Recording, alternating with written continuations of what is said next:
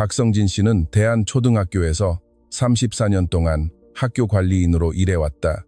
그는 매일 동이 트기 전부터 학교 복도 바닥을 닦았다. 그의 월급은 200만 원 남짓이었지만 단 하루도 결근한 적이 없었다. 어느 날 다목적 홀바닥의 종이 상자 안에서 울고 있는 아기를 발견했을 때 그는 아기를 집으로 데려왔다. 어린 소녀의 어머니가 세상을 떠나고 아무런 친척도 찾아오지 않았을 때 그는 양육권을 신청했다. 팔에 흉터가 있는 여자아이가 위탁 가정에서 도망쳐 학교 지하실에 숨어 있었을 때 그는 그 아이를 입양했다. 그는 학교 관리인의 얇은 월급 봉투로 새 아이를 키웠고 그 어떤 대가도 바라지 않았다. 그런데 교육청에서 그가 학교 자산 7억 원을 횡령했다며 소송을 제기했다. 성진 씨는 변호사도 없이 맞서 싸울 돈도 없이 자신이 가진 유일한 그리고 가장 좋은 양복을 입고 법정에 앉아 있었다. 그때 법정 문이 열렸다. 그리고 그 법정에서 단 한 번도 본 적 없는 광경이 펼쳐지며 누군가 걸어 들어왔다. 소송장이 도착한 것은 화요일이었다. 성진 씨는 부엌 식탁에 앉아 앞에 서류를 펼쳐놓고 같은 문단을 4번이나 읽고 있었다. 글자는 변하지 않았다. 민사소송, 공금 및 자산 유용, 7억 원. 그의 이름이 매 페이지마다 대문짝만 한 굵은 글씨로 찍혀 있었다. 그는 서류를 내려놓고 자신의 두 손을 물끄러미 바라보았다. 굳은 살이 박이고 관절마다 흉터가 남은 손, 아무리 세게 문질러 씻어도 지워지지 않는 왼손 톱니, 밑에 까만 때. 이 손은 건물 안에 막힌 변기를 모두 뚫었고 식당의 조명 배선을 2번이나 고쳤으며 누군가의 책상 위에서 작업 지시서가 3개월 동안 방치되어 있을 때 자신의 사비로 산 자재로 다목적 홀의 지붕을 땜질했던 손이었다. 이제 그 똑같은 손이 도둑질을 했다는 비난을 받고 있었다. 부엌에서는 어제 끓인 커피 냄새가 났다. 식탁 주변에는 서로 어울리지 않는 3개의 의자가 놓여 있었다. 첫 번째는 은혜가 겨우 2살 때 성진이 차고에서 주워 온 사다리 등받이가 있는 참나무 의자. 두 번째는 학교 식당 가구를 교체할 때 그가 집으로 가져온 철제 접이식 의자. 세 번째는 나리가 12살 때 파란색 페인트로 직접 칠한 나무 스툴이었다. 문 근처의 갈고리에는 빛바랜 작업복 재킷이 걸려 있었다. 그의 방 옷장 위에는 2장의 사진이 나란히 놓여 있었다. 3살 때의 아들 도현이 앞니가 빠진 채 활짝 웃고 있는 그 사진은 도현이가 뇌수막염으로 세상을 떠나기 6주 전에 찍은 것이었다. 그리고 그 옆에는 똑같은 교복을 입은 3딸의 학교 사진이 있었다. 그 교복은 구겨진 것이 신경 쓰여 성진이 그날 아침 직접 다려준 것이었다. 그는 전화기를 들어 전화를 걸었다. 은혜가 2번의 신호음 만에 전화를 받았다. 성진. 은혜는 3딸 중 유일하게 그를 이름으로 부르는 아이였다. 둘째, 미나는 그를 아빠라 불렀고 막내 나리는 아버지라고 불렀다. 은혜도 어릴 때는 둘 다 시도해보았지만 결국 성진이라는 호칭을 선택했다. 성진의 어머니가 항상 그를 그렇게 불렀고 은혜는 그 다정한 억양을 남몰래 좋아했기 때문이다. 여보세요, 은혜야. 바쁘니? 지금 사건 기록을 좀 보고 있었단다. 무슨 일 있어요? 아무 일도 아니야. 교육청에서 서류를 좀 보냈는데 별일 아닐 거다. 어떤 서류요? 그는 식탁에 쌓인 서류 더미를 힐끗 보았다. 7억 원. 내 이름이 타이핑된 구매 발주서들이야. 날짜가 20년에 걸쳐 있더구나. 내가 학교에서 물건을 가져갔다고 하네. 수화기 너머로 정적이 흘렀다. 물건을 가져갔다고요? 무슨 물건이요? 은혜가 물었다. 비품들, 장비들. 아주 긴 목록을 가지고 있더구나. 은혜야. 하지만 난 아무것도 가져가지 않았어. 그 소송장이 정확히 무엇인지 난 안다. 유용이라고 부르더구나. 그들이 쓴 단어가 그래. 누가 소송을 제기했죠? 최 교장. 새로운 교장 말이다. 다시 한번 짧은 정적이 흘렀다. 유지보수 예산을 삭감했던 그 사람이군요. 맞죠? 청구 금액이 얼마라고요? 성진은 머뭇거렸다. 7억 원. 은혜는 오랫동안 말이 없었다. 마침내 그녀가 입을 열었을 때 목소리는 달랐다. 훨씬 더 날카롭고 전문적인 목소리였다. 아무하고도 말하지 마세요. 어떤 문서에도 서명하지 마시고요. 교육청에서 오는 전화도 받지 마세요. 은혜야, 이건 그냥 서류 몇 장일 뿐이야. 난 이제 퇴직해서 집에 있잖니. 넌 2달 전에 변호사 시험에 합격했고 가야 할 면접도 있어. 이런 종이, 쪼가리 몇 장 때문에 내 시간을 낭비하지 마라.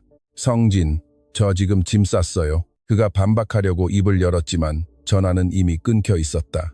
그녀는 출발한 것이다. 성진은 전화기를 내려놓고 침묵 속에 앉아 있었다. 머리 위에서 부엌 형광등이 웅웅거렸다. 그는 몇 달 전부터 저 안전기를 교체하고 싶었다. 그는 공구 서랍에서 낡은 수첩을 꺼내 적었다. 부엌 형광등, 안전기 교체. 그런 다음 수첩을 제자리에 놓고 다시 앉았다. 소송장을 읽은 이후 처음으로 그는 두려움을 느꼈다. 재판에서 질까봐 두려운 것이 아니었다. 성진은 상실을 겪어본 사람이었다. 그는 도현이를 잃었다. 아내가 아무 말 없이 떠났을 때 그녀도 잃었다. 텅 빈 다목적 홀에서 아기 울음소리를 듣고 그 아이를 거두기로 결심했을 때 아침에 편안하게 늦잠을 잘 수 있는 평범한 삶도 포기했다.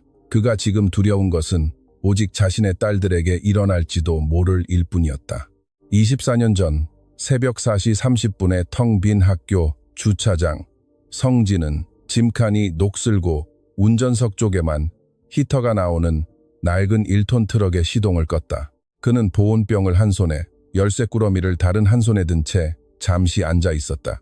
그는 하루 중 이 시간을 좋아했다. 고요함, 어둡고 조용한 학교. 건물 안에는 오직 성진 자신과 그가 해야 할 일들의 목록만이 존재했다. 그는 옆문을 통해 들어가 손전등을 켜고 중앙복도를 걸었다. 첫 번째 목적지는 항상 다목적 홀이었다.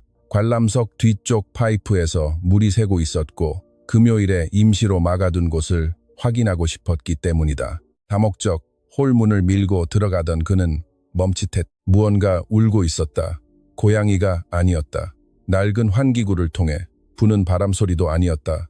그것은 아기의 울음소리야. 성진은 문간에 섰다. 손전등 불빛이 나무 바닥을 가로질러 가장 먼 구석에 닿았다. 울음소리는 벽에 부딪혀 2배로 커져 돌아왔다. 그는 천천히 바닥을 가로질러 갔다. 걸음을 내디딜 때마다 작업화 소리가 메아리 쳤다. 울음소리가 점점 커졌다. 복사 용지 상자만 한 크기의 갈색 골판지 상자. 그 안에는 노란 오리가 그려진 파란색 담요가 있었고 작은 아기가 얼굴이 새빨개지도록 목청껏 울고 있었다. 성진은 무릎을 꿇었다. 바닥에 닿은 무릎에서 우두둑 소리가 났다. 그는 담요 쪽으로 손전등을 비추었고 가장자리에 핀으로 고정된 줄무늬 종이 한 장을 보았다. 손글씨로 적힌 짧은 문장. 이 아이를 부탁합니다. 이름도 없었고 설명도 없었다. 그저 이미 떠나버린 누군가의 간절한 부탁뿐이었다. 성진은 아기를 내려다 보았다. 태어난 지 며칠 되지 않은 것 같았다. 작은 주먹을 꽉 쥐고 두 눈은 질끈 감은 채 내쉬는 숨결마다 울음을 터뜨리고 있었다. 그는 도현이 이후로 아기를 안아본 적이 없었다. 마지막으로 아기를 안았던 것은 병원에서였다. 성진이 아들에게 날아다니는 강아지 이야기를 들려주고 있을 때 모니터가 빠르게 뛰기 시작하다가 이내 멈춰버렸던 그날. 성진의 손이 떨렸다. 그는 상자 안으로 손을 넣어 아기를 들어 올렸다. 무게가 거의 느껴지지 않았다. 아기를 가슴에 품자 그의 커다란 손이 아기의 등 전체를 덮었다. 아기의 머리는 그의 손바닥 안에 쏙 들어왔다. 쉬, 그가 말했다. 괜찮아, 다 괜찮단다. 아기는 울음을 그치지 않았지만 얼굴을 그의 작업복 재킷 쪽으로 돌렸고 꽉 쥐고 있던 주먹이 조금 느슨해졌다. 성진은 어두운 다목적 홀에 서서 다른 사람의 아기를 안고 있었다. 그는 무엇을 해야 할지 몰랐다. 그래서 머릿속에 떠오른 유일한 행동을 했다. 그는 계속해서 말을 걸었다. 내 이름은 성진이란다. 이곳 관리인이지. 나는 고장 난 것들을 고치는 일을 해. 그게 내 일이야. 그러니까 우리 내 문제도 한번 고쳐보자꾸나. 알겠지? 아기가 울음소리 대신 딸꾹질 같은 소리를 냈다. 성진은 그것을 동의의 의미로 받아들였다. 그는 아기를 교무실로 데려가 경찰에 전화했다. 12분 만에 경찰이 도착했고 이어 구급차와 사회복지사가 왔다. 지친 눈을 한 서류철을 든 여성이 오전 6시쯤 도착했을 때 성진은 이미 아기를 자신의 재킷으로 감싼 채 건물에서 가장 따뜻한 공간인 비품실로 자리를 옮긴 상태였다. 구급대원들은 아기를 진찰한 뒤 춥고 배고프긴 하지만 건강하다고 말했다. 위탁 가정을 찾아볼게요. 사회복지사가 성진에게 말했다. 며칠만 시간을 주세요. 오늘 밤엔 이 아이가 어디로 가나요? 긴급 위탁 가정이 있습니다. 제가 지금 데려갈 수 있어요. 성진은 아래를 내려다보았다. 아기는 20분 전에 이미 울음을 그치고 그의 가슴에 기대 잠들어 있었다. 숨소리가 너무 얕아서 그는 아기가 숨을 쉬고 있는지 계속 확인해야 했다. 우리 집에 남는 방이 있습니다. 그가 말했다. 사회복지사는 그를 빤히 쳐다보았다. 갈색 작업복을 입고 비품실에서 갓난아기를 안고 있는 43살의 학교 관리인. 성진 씨, 마음은 정말 감사합니다만 저희에겐 절차가 있습니다. 압니다. 그냥 남는 방이 있다고 말씀드린 겁니다. 죽은 제 아들의 방입니다. 여자의 얼굴에 미세한 변화가 일었다. 아드님이 세상을 떠나셨군요. 그녀는 아기를 바라보았다가 다시 성진을 보았다. 며칠 걸릴 겁니다. 목요일쯤이면 자리가 날 거예요. 목요일 좋습니다. 하지만 목요일은 왔다가 그냥 지나가 버렸다. 장미동에 있는 성진의 집에는 방이 2개 있었고 창문이 꽉 닫히지 않는 욕실이 하나 있었다. 두 번째, 침실에는 성진이 손수 만든 별 모양 모빌이 달린 아기 침대, 매트리스 위에 곰인형, 선반 위에 그림책 무더기가 그대로 남아 있었다. 그는 장례식 이후 단 한 번도 그 문을 연 적이 없었고 열 계획도 없었다. 하지만 아기를 집으로 데려온 날 밤, 그는 그 문을 열었다. 그는 한참 동안 문간에 서 있었다. 그러고는 아기 침대를 닫고 시트를 빨고 아기를 눕혔다. 그는 2시간 동안 눈을 붙였다. 그리고 아기가 울며 깨어났다. 성진은 사회복지사가 준 젖병으로 분유를 먹이고 트림을 시키고 기저귀를 갈고 아이가 진정할 때까지 좁은 방 안을 오가며 안고 달랬다. 1시간 반 후 아기는 다시 울었다. 그는 모든 과정을 다시 반복했다. 동이 틀 무렵 그는 고작 40분밖에 자지 못했다. 옷에서는 분유 냄새가 났고 흔들의자에서 쪽잠을 잔 탓에 목이 뻣뻣했다. 부엌에 서서 커피를 내리던 그는 불현듯 깨달았다. 오랫동안 아침에 일어날 때마다 느꼈던 그 지독한 공허함과 불안감이 오늘 처음으로 사라졌다는 것을. 며칠이 일주일이 되고 일주일이 2주일이 되었다. 사회복지사는 전화로 진전 없는 상황만 알렸다. 긴급 위탁 가정은 꽉 찼고 입양 대기자 명단은 밀려 있었다. 성진이 아이를 잘 돌보고 있는지, 물품이 더 필요한지 묻기만 했다. 성진은 모든 것이 필요했지만 말하지 않았다. 그는 마트로 가서 기저귀, 젖병, 가재 수건, 그리고 아기를 씻길 플라스틱 대야를 샀다. 성진이 처음 일할 때부터 알고 지내던 여성 교장 선생님은 그가 아기를 학교 뒷방으로 데려오는 것을 허락해 주었다. 서면으로 남기진 않았다. 그저 뒷방을 쓰세요. 교육청에서 시찰 나오면 문을 닫아두시고요. 라고만 했다. 성진은 비품실 한 구석에 담요를 깔고 중고 매장에서 3만 원을 주고 산 카시트를 놓아 아기의 자리를 마련했다. 그는 3m 떨어진 곳에 아기를 재워두고 복도 바닥을 닦았다. 아기가 울면 들어올려 한쪽 골반에 걸쳐 안고 한 손으로 계속 일했다. 교사들도 그 모습을 보았다. 모를 수가 없었다. 2학년 담임 선생님은 딸이 입던 중고 아기 옷을 한 봉지 가져다 주었다. 음악 선생님은 분유 한 상자를 배달해 주었다. 식당 조리사님은 아무 말 없이 여분의 밥을 덜어 비품실 책상 위에 놓아두기 시작했다. 아무도 성진에게 장기적인 계획을 묻지 않았다. 아무도 그가 감당하기 힘든 일을 하고 있다고 지적하지 않았다. 그저 눈에 아무런 생기도 없던 한 남자가 갑자기 다시 살아 숨쉬는 것을 지켜볼 뿐이었다. 그는 아기에게 어머니의 이름인 은혜라는 이름을 지어주었다. 성진의 어머니는 부산의 한 학교 식당 조리사로 일하며 집세 내기에도 빠듯한 월급으로 내 자녀를 키우면서도 단 한 번도 불평한 적이 없는 분이었다. 성진이 10살 때 매일 똑같이 낡은 신발을 신는다고 놀림을 당하자 어머니는 그를 앉혀놓고 말씀하셨다. 너는 그것만으로도 충분히 귀한 사람이란다. 성진아, 누가 뭐라든 절대 기죽지 마라. 성진은 이 아기에게 누군가의 이름을 물려주어야 한다면 응당 어머니의 이름이어야 한다고 생각했다. 4개월 후 사회복지사가 다시 전화를 걸어왔다. 성진 씨, 아직 위탁가정을 찾지 못했습니다. 아무도 나서질 않네요. 솔직히 말씀드리면 신생아 유기 사건이 이 시점에서 친가족과 재결합으로 해결될 확률은 극히 낮습니다. 그럼 아이는 어떻게 됩니까? 보육시설 시스템으로 들어가게 됩니다. 성진은 잠시 침묵했다. 제가 이 아이를 계속 맡으면 안 됩니까? 양육권을 신청하셔야 합니다. 법원 심리가 열리고 신원조회와 가정 방문도 있을 겁니다. 어떻게 시작하면 되죠? 3주 후 심리가 열렸다. 성진은 자신이 가진 유일한 양복을 입고 법정에 앉았다. 아름다운 가게에서 산 네이비 블루 투피스 정장은 그의 어깨에 비해 너무 컸다. 구두약이 없어서 전날 밤 헝겊과 식용유로 구두를 닦았다. 판사는 서류를 검토한 뒤 성진을 내려다보았다. 박성진 씨, 당신은 영아에 대한 영구 양육권을 이 법원에 요청하고 계십니다. 네, 판사님. 직업은 학교 관리인이시고요. 네, 판사님. 그리고 이 아이를 혼자서 키우겠다고 제안하셨습니다. 네, 판사님. 박성진 씨. 아기를 키우는 데 필요한 재정적 요건, 의료비, 학비, 기본 생활비 등을 고려해 보셨습니까? 성진은 허리를 곧게 폈다. 양복은 몸에 맞지 않았지만 그는 자신이 가진 모든 진심을 다해 그 안을 채웠다. 존경하는 판사님, 제가 어떤 사람인지 저도 잘 압니다.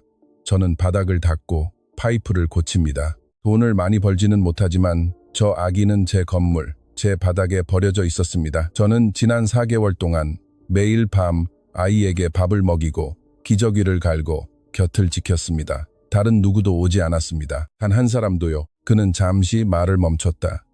아이에겐 누군가가 필요했습니다. 그리고 제가 바로 여기 있습니다. 사회복지사가 발언대에 섰다. 지난 4개월 동안 이 아이에 대해 단 한 건의 문의도 받지 못했습니다. 친가족 중 누구도 나서지 않았습니다. 박성진 씨는 아이가 발견된 날 밤부터 유일한 보호자 역할을 해왔습니다. 아이는 건강하고 체중도 잘 늘고 있으며 모든 발달 단계를 정상적으로 거치고 있습니다. 제 전문적인 소견으로 그는 제가 이 일을 하면서 만난 가장 헌신적인 보호자입니다. 판사는 그날 오후 임시 양육권을 승인했다. 6개월 후 3번의 가정 방문과 신원조회를 거친 뒤 완전한 양육권이 주어졌다. 평생 단 한 번도 법을 어긴 적 없는 박성진 씨의 기록은 깨끗했다. 그는 한 팔에 은혜를 안고 다른 손에는 법적 서류가 든 폴더를 들고 법원을 나섰다. 법원 서기실의 한 직원이 그를 위해 문을 열어주었다. 마음이 참 따뜻한 분이시네요, 성진 씨. 그녀가 말했다. 성진은 자신의 재킷깃을 씹고 있는 은혜를 내려다보았다. 이 아이에겐 누군가가 필요했습니다. 그가 대답했다. 그것은 아주 오래전 일이었다. 은혜는 성진의 부엌에서 첫걸음말을 떼었다. 초등학교 1학년 때부터 고등학교 3학년 때까지 매일 밤 그 식탁에 앉아 숙제를 했다. 고등학교에서는 토론부 에이스였고 장학금과 3개의 아르바이트를 병행하며 대학을 졸업했으며 2달 전 변호사 시험에 합격했다. 은혜가 변호사 선서를 할 때 성진은 똑같은 네이비블루 양복을 입고 맨 뒷줄에 앉아 있었다. 양복은 여전히 그에게 맞지 않았다. 이제 성진은 그 똑같은 식탁에 앉아 자신이 도둑이라는 종이 더미를 마주하고 있었다. 밤 11시 차문 닫히는 소리가 들렸다. 자동차 헤드라이트 불빛이 부엌 창문을 훑고 지나갔다. 현관의 발소리가 들렸다. 성진이 문을 열자 은혜가 바퀴 달린 여행 가방을 끌고 가죽 가방을 어깨에 맨 채 서 있었다. 회색 정장 차림이었다. 성진은 그녀를 물끄러미 바라보았다. 정말 변호사 같았다. 안 와도 됐단다. 그가 말했다. 은혜는 성진을 지나쳐 부엌으로 들어갔고 식탁을 보는 순간 걸음을 멈췄다. 흩어진 서류들, 소송장, 상세한 목록, 성진의 이름이 깔끔한 글씨체로 찍혀있는 구매 발주서들. 은혜는 가방을 내려놓고 참나무 의자를 당겨 앉았다. 그녀는 첫 페이지를 집어들고 몸을 앞으로 숙인 채 읽기 시작했다. 한 손으로는 페이지를 넘기고 다른 손은 식탁 위에 평평하게 올려두었다. 어릴 적 성진이 주변 바닥을 닦는 동안 숙제를 할 때면 항상 취하던 자세였다. 그녀가 고개를 들었다. 전부 다 이야기해보세요. 성진은 자신이 아는 모든 것을 이야기했지만 아는 것이 많지 않았다. 서류는 아무런 경고 없이 날아왔다. 전화 한 통 없이 마닐라, 봉투에 담겨온 종이, 더미가 전부였다. 은혜는 모든 페이지를 읽었다. 소송장은 40페이지가 넘었다. 그녀는 모든 것을 읽을 때처럼 느리고 꼼꼼하게 글을 읽어 내려갔다. 성진은 맞은편에 앉아 식어 빠진 커피를 마셨다. 1시간 후 은혜가 고개를 들었다. 성진, 이건 너무 구체적이에요. 날짜, 구매 발주서 번호, 정확한 금액까지 다 있어요. 서류엔 당신이 학교에 단 한 번도 도착하지 않은 비품들을 주문했다고 적혀 있어요. 공구, 목재, 페인트, 조명기구 등등요. 나는 매달 요청서에 서명했어. 그게 내일이니까. 이 서류들은 당신이 20년 넘게 배달되지 않은 자재를 주문했다고 말하고 있어요. 내가 주문한 모든 것은 학교 건물 안으로 들어갔다. 볼트 하나, 페인트 한 통까지 다 나는 기록을 남겼어. 성진, 어떤 종류의 기록이요? 수첩, 내가 한 모든 수리 작업, 주문한 모든 비품, 교체한 전구 하나까지 다 기록해뒀다. 은혜가 그를 빤히 바라보았다. 그 수첩들 지금 어디 있어요? 복도 벽장에 수십 년치가 다 은혜의 입가에 옅은 미소가 번졌다. 하지만 서류를 다시 내려다볼 때 그녀의 얼굴은 다시 차갑게 굳어졌다. 최기호 교장이 어떤 사람이죠? 얼마 전에 부임했지. 전임 교장 선생님이 은퇴하시고 최 교장이 그 자리를 대신했어. 그 사람에 대해 아는 거 있어요? 많지 않다. 항상 빳빳하게 다린 셔츠를 입고 말주변이 좋고 부임한 첫 달에 유지보수 예산을 삭감했다는 정도. 예산은 계속 늘어나는데 비품은 자꾸 줄어들고 있어서 교장에게 그 얘기를 꺼낸 적이 있어. 그런데 2주 뒤에 이 소송장이 날아온 거야. 은혜는 잠시 침묵했다. 그리고 말했다. 학교에 대해 이야기해 주세요. 모든 걸 다요. 성진은 자신의 손을 내려다보았다. 어디서부터 시작할까? 그래서 성진은 소송장에 대해서가 아니라 건물에 대해 이야기했다. 동이 트기 전 그가 닦았던 복도, 철물점에서 부품을 사와 고쳤던 히터, 혼자 힘으로 땜질했던 지붕, 공구를 보관하던 비품실, 그의 수첩들, 그리고 한때 아기가 담긴 카시트가 놓여있던 자리. 매일 오후 한 작은 소녀가 숙제를 들고 찾아와 아저씨에게 과자가 있냐고 묻던 그 공간에 대해서. 둘째, 미나의 어머니 미숙은 동네 국밥집에서 더블 교대 근무를 하던 여성이었다. 일주일에 6일, 아침 일찍부터 문을 닫을 때까지 일했다. 눈 밑에는 다크서클이 짙었고 손은 설거지로 거칠어졌다. 하지만 매일 아침 그녀는 깨끗한 옷을 입히고 머리를 단정하게 따 미나를 학교에 데려다 주었다. 미나는 5살이었고 조용했으며 또래보다 체구가 작았다. 1학년 교실 맨 뒷자리에 앉았고 말이 서툴러 몇몇 아이들이 놀린 탓에 절대 손을 들지 않았다.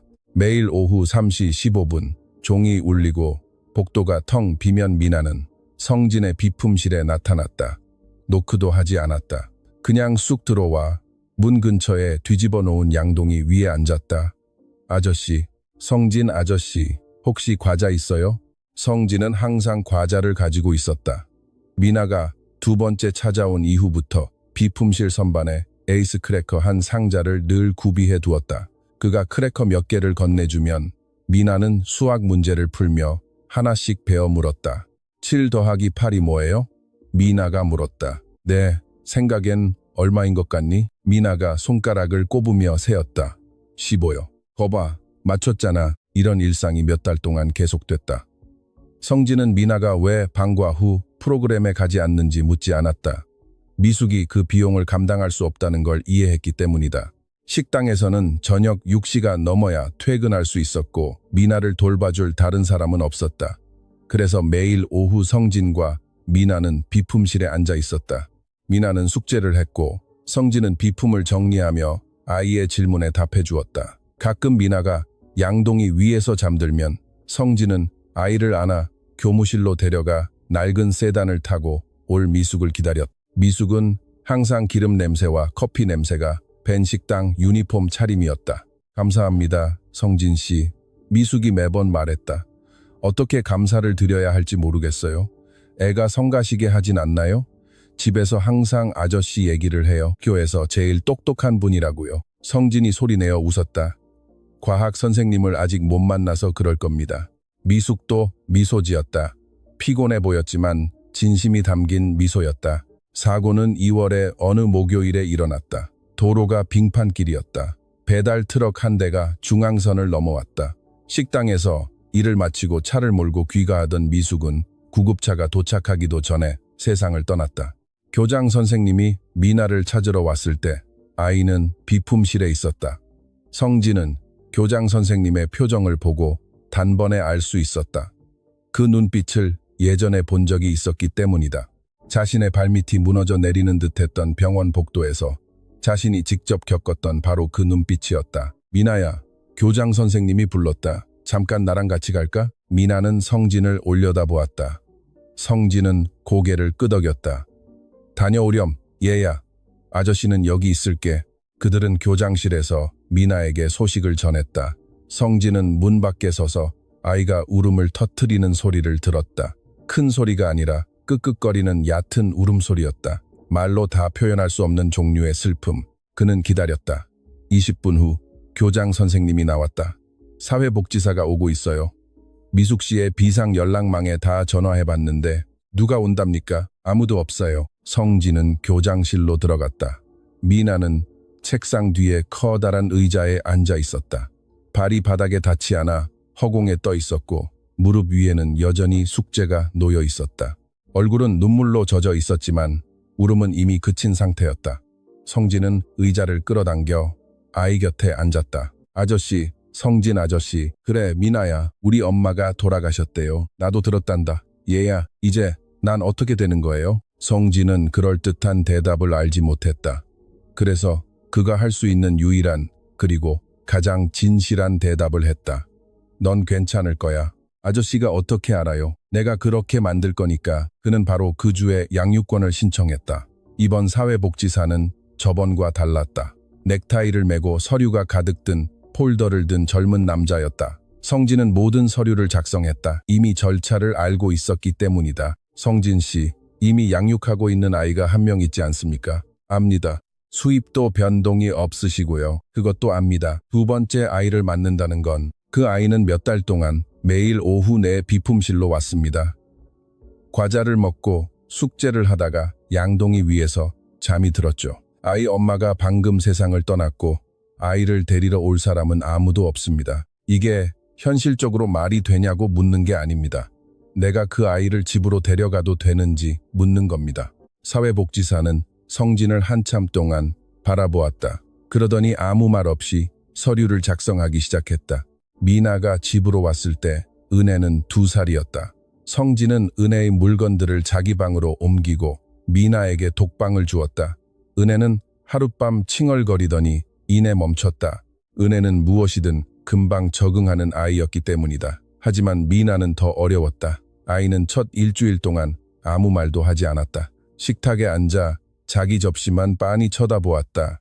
성진은 미나 엄마가 예전에 해줬다는 말을 듣고 매일 아침 계란말이와 토스트를 만들어 주었다. 8일째 되던 날 성진이 부엌으로 내려갔을 때 미나가 가스레인지 앞에 서 있었다. 뭐 하는 거니? 그가 물었다. 계란 만들어요. 미나가 프라이팬에 계란 하나를 깨트려 넣었다. 아저씨가 하는 건 틀렸어요. 우리 엄마는 항상 우유를 넣었어요.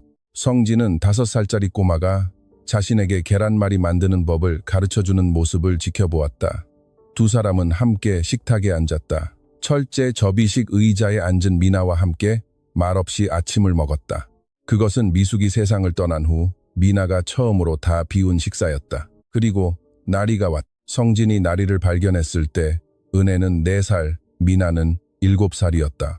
성진은 아침 6시에 1층 복도를 닦고 있다가 지하실에서 나는 소리를 들었다. 파이프 소리도 쥐소리도 아닌 조금 더 묵직한 소리였다. 그는 지하실 문을 열고 손전등을 든 채 계단을 내려갔다.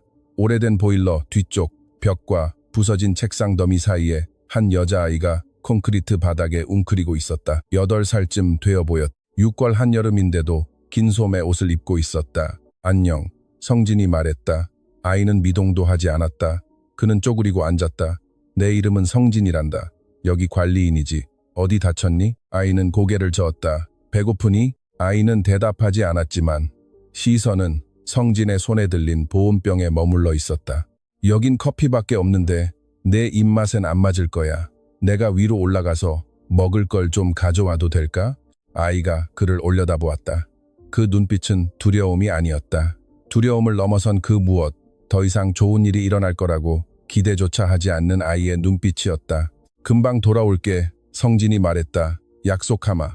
그는 위로 올라가 캐비닛에 있던 휴대용 버너로 수프를 데우고 분실물 보관소에서 담요를 하나 챙겨 지하실로 내려갔다.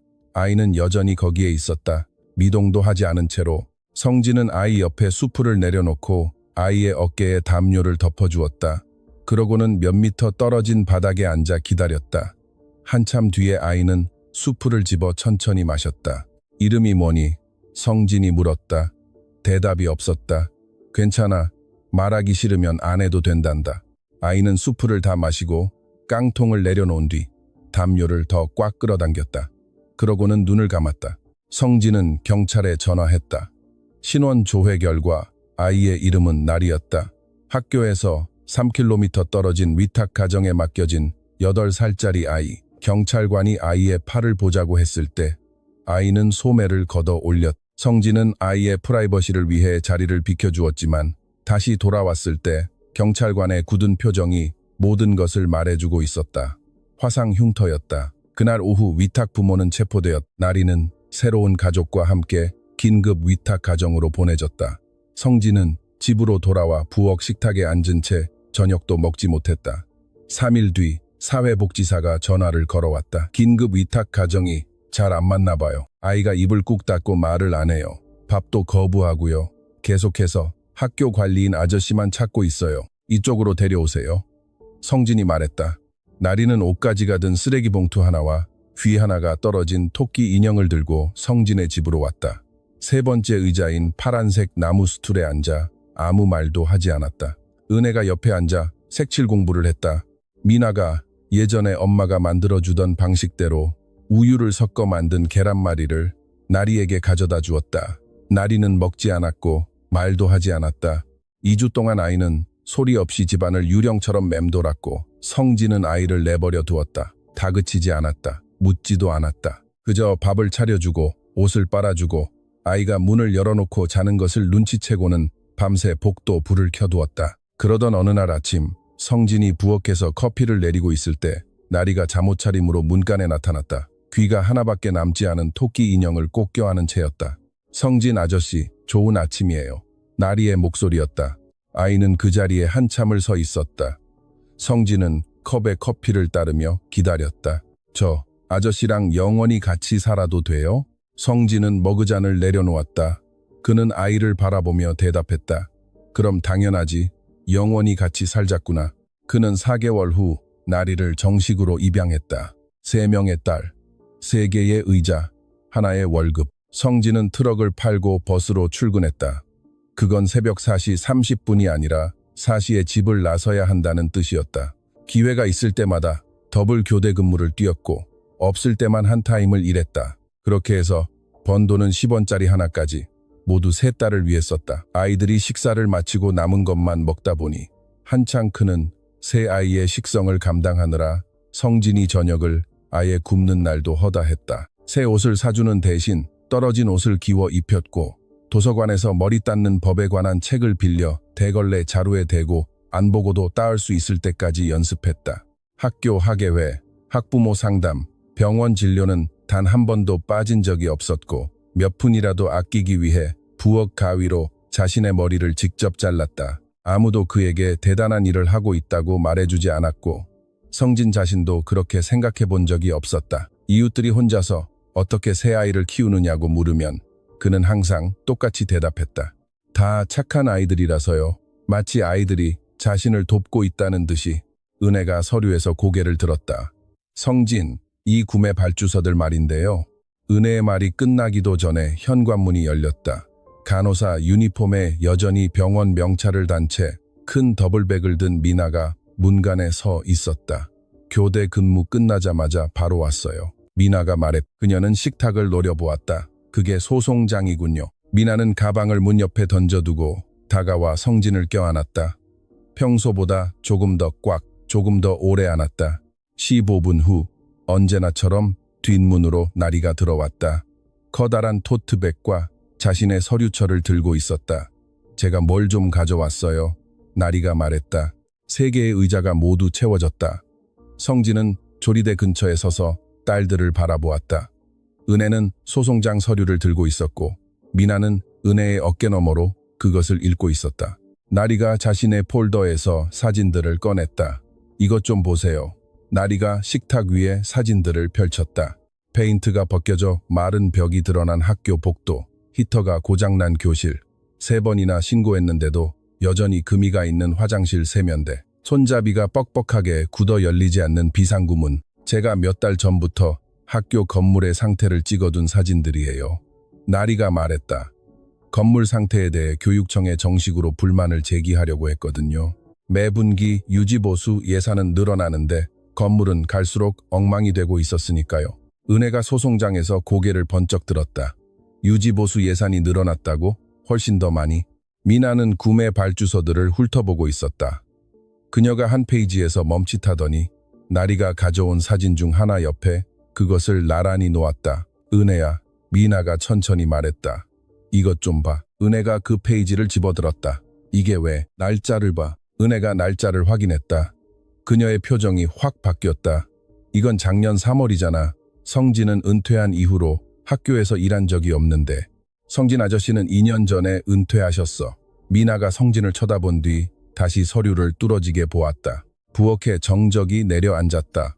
은혜는 더미에서 5장의 구매 발주서를 더 뽑아냈다. 모두 성진이 은퇴한 이후의 날짜였다. 모두 그 밑에 성진의 이름이 인쇄되어 있었고 성진의 것과 비슷하지만 아주 미묘하게 다른 서명이 적혀 있었다. 성진이 몸을 숙여 서명을 유심히 살펴보았다. 저건 내 글씨가 아니야. 그가 조용히 말했다. 은혜가 그 페이지를 들어 올렸다. 그녀의 목소리는 단호했지만 종이를 쥔 손가락에는 힘이 잔뜩 들어가 있었다. 이 발주서들은 성진의 이름으로 되어 있어요. 하지만 성진은 은퇴 후 그곳에서 일한 적이 없죠. 누군가 성진의 서명을 위조한 거예요. 다음 날 아침, 은혜는 성진보다 먼저 일어났다. 새벽 5시에 성진이 부엌에 들어갔을 때 그녀는 이미 식탁에 앉아 성진의 수첩 더미를 펼쳐놓고 있었다. 그녀 옆에는 소송장 서류가 흩어져 있었다. 얼마나 오래 깨어 있었니? 성진이 물었다. 꽤 됐어요. 커피 내리실래요? 성진은 커피를 내렸다. 은혜는 계속 작업했다. 그녀는 복도 벽장에서 성진의 수첩을 모조리 꺼내온 상태였다. 수첩은 엄청나게 많았다. 수첩 표지마다 성진 특유의 단정한 블록체로 날짜가 적혀 있었다.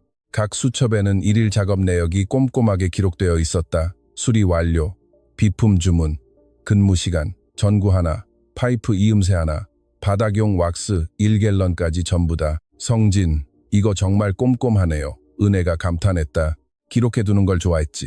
전부 다 기록하셨네요. 그게 내일이었으니까. 은혜가 소송장에 있는 구매 발주서 옆에 수첩 하나를 내려놓았다. 이것 보세요. 성진의 수첩에는 10월에 바닥 왁스 12갤런을 주문했다고 적혀 있어요. 그런데 교육청 파일에 있는 발주서에는 30갤런으로 되어 있네요. 성진이 눈살을 찌푸렸다. 나는 30갤런을 주문한 적이 없어. 우린 한 시즌 전체를 통틀어도 그렇게 많이 쓰지 않아. 그리고 여기 은혜가 가리켰다. 성진의 기록에는 11월에 형광등 안전기 4개를 교체했다고 되어 있는데 교육청 기록에는 18개로 나와요. 안전기가 필요했던 교실은 네 군대뿐이었어. 난 4개만 교체했다. 미나가 잠옷 차림으로 문간에 서 있었다. 그럼 누군가 숫자를 조작했다는 거네.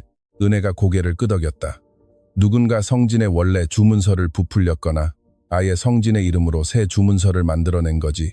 은혜가 등받이에 몸을 기댔다. 처음 20년 동안의 기록은 완벽하게 일치해. 성진의 수첩과 교육청 파일이 똑같아. 그런데 최 교장이 부임하고 나서부터 모든 게 달라졌어. 얼마나 심각해? 복도 쪽에서 나리가 물었다. 심각해. 주문량이 성진의 기록보다 훨씬 높게 잡혀 있어. 처음엔 세정제 한 박스, 페인트 몇 통 수준으로 작게 시작하다가 나중에는 성진이 실제로 요청한 양의 서너 배까지 부풀려졌어. 그 돈은 다 어디로 간 건데? 미나가 물었다. 이제 그걸 알아내야지. 은혜는 남은 아침 시간 내내 식탁에서 노트북에 매달렸다. 성진이 그녀에게 아침을 먹이려 했지만 은혜는 손을 내저었다. 성진은 샌드위치를 만들어 그녀의 팔꿈치 옆에 놓아주었고 은혜는 노트북에서 눈을 떼지 않은 채 그것을 기계적으로 베어 물었다. 정오쯤 은혜가 노트북을 덮으며 말했다. 태성 설비. 모두가 그녀를 쳐다보았다. 금액이 부풀려진 모든 발주서는 태성설비라는 회사를 통해 처리됐어요. 국가 사업자 등록증에서 찾아냈어. 그녀가 모두가 볼 수 있도록 화면을 돌렸다. 태성설비는 약 18개월 전에 설립됐어. 등록된 대표자 이름이 누군지 알아? 최 교장의 매제야. 부엌에 무거운 침묵이 감돌았다. 그러니까 미나가 입을 열었다. 최 교장이 발주 금액을 부풀린 다음 매제의 유령 회사를 통해 비싼 값에 주문을 처리하고 그 차액을 챙겼다는 거네. 네가 추적한 것만 벌써 수백만 원이고, 그리고 성진이 예산은 늘어나는데 비품이 부족하다고 교장에게 따지자 최 교장은 성진을 조용히 시키고 싶었던 거야. 은혜가 덧붙였다. 그래서 자기가 한 짓을 똑같이 성진이 한 것처럼 꾸며서 소송을 건 거지. 성진은 천천히 고개를 저었다. 나는 그저 예산에 비해 비품이 턱없이 모자라다고 교장에게 말했을 뿐이야. 문제를 일으키려던 게 아니었어. 성진이 이 일을 초래한 게 아니에요. 은혜가 단호하게 말했다. 그가 성진의 이름을 이용해 자신의 죄를 덮어씌운 거예요. 성진은 그 자리에 앉아 식탁을 물끄러미 내려다보았다. 한쪽에는 그의 정직한 땀방울이 담긴 수첩들이, 다른 한쪽에는 그를 매장하기 위해 치밀하게 조작된 거짓 서류 더미가 놓여 있었다. 수십 년의 정직한 노동이 자신을 파멸시키려는 종이 쪼가리들에 맞서고 있었다. 우린 이제 어떻게 하면 좋겠니? 성진이 물었다. 학교로 가요. 나리가 말했다. 도둑 맞은 유지보수 예산 수천만 원이 실제로 어떤 모습인지 제가 보여드릴게요. 그날 오후 나리는 직원용 출입카드를 이용해 가족들을 뒷문으로 몰래 들여보냈다. 건물은 성진의 기억보다 훨씬 더 끔찍한 상태였다. 성진이 일할 때는 낡았어도 언제나 깨끗하고 잘 관리되어 있었다. 하지만 지금 중앙 복도의 페인트는 흉측하게 벗겨져 있었고 교실 벽에는 물이 새어 곰팡이가 피어 있었다. 다목적 홀의 바닥. 성진이 은혜가 담긴 종이 상자를 발견했던 바로 그곳은 끝에서 끝까지 거대한 균열이가 있었다. 나리가 그들을 건물 구석구석으로 안내하며 가리켰다. 위층 화장실, 세면대 금간거 3번이나 보고했어요. 동쪽 비상구 문은 가을부터 뻑뻑해서 잘 열리지 않고요. 11월에 우리 교실 히터가 고장났을 때 고쳐주는 대신 휴대용 온풍기 하나를 달랑 주더군요. 은혜는 휴대폰으로 그 모든 것을 사진으로 남겼다. 이게 다 그 돈이 안 간 흔적들이네. 나리가 말했다. 수천만 원이 유지보수 명목으로 승인됐지만 실제로는 서류상으로만 존재하고 그 어떤 수리도 이루어지지 않았어. 몽땅 유령 회사로 빼돌려진 거야. 성진은 복도 벽을 문질렀다. 벗겨진 페인트가 그의 손가락에 묻어났다. 그는 주말에 건물이 텅 비었을 때 아이들에게 부서진 벽을 보여주고 싶지 않아서 자신의 여가 시간을 쪼개어 이 벽을 2번이나 직접 칠했었다. 성진 아저씨, 은혜가 부드럽게 불렀다. 성진은 바지에 손을 닦았다. 난 괜찮아. 가자꾸나. 소문은 빠르게 퍼졌다. 이렇게 큰 도시에서 어떻게 소문이 퍼졌는지 성진은 알 수 없었다. 다음 날 아침, 이웃 아주머니가 찌개가 담긴 냄비와 곱게 접힌 종이 한 장을 들고 찾아왔다. 제가 기억나는 대로 다 적었어요. 그녀가 말했. 이 골목에 고장난 것들. 우리 집 테라스, 울타리, 가르시아, 내 뒷마당 펜스, 길 끝에 있는 교회 계단까지. 성진 씨가 다 고쳐줬잖아요. 그러면서 단돈 10원도 요구한 적 없었죠. 그녀가 종이를 내밀었다. 법정에서 이 말을 해줄 사람이 필요하다면 제가 가겠어요. 그날 밤 국밥집 식당 사장님도 전화를 걸어왔다. 미숙과 함께 일했던 사장님이었다. 성진 씨가 일요일 아침마다 세 딸을 데리고 와서 오므라이스를 사 먹이던 거 다 기억합니다. 항상 아이들 몫으로 3접시를 시키고 본인은 커피만 마셨죠. 자기는 절대 음식을 안 시키더라고. 그래서 내가 애들 접시에 항상 돈가스나 소시지를 더 얹어줬잖아요. 성진 씨는 아무 말 안 했지만 내가 다 알고 얹어준 거 아시잖아요. 전임, 교장 선생님의 미망인도 서류 봉투를 들고 차를 몰고 왔다. 남편은 모든 서류의 사본을 보관하는 성격이었어요.